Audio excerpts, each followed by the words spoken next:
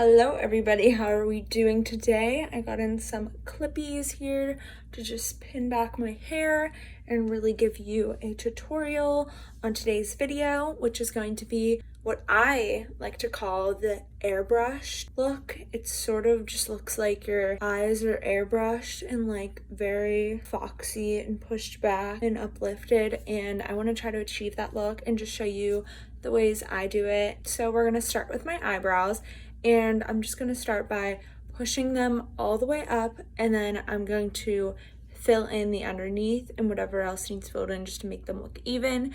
And then I'm going to conceal them with some gel and move on to the eyeshadow. So let's begin.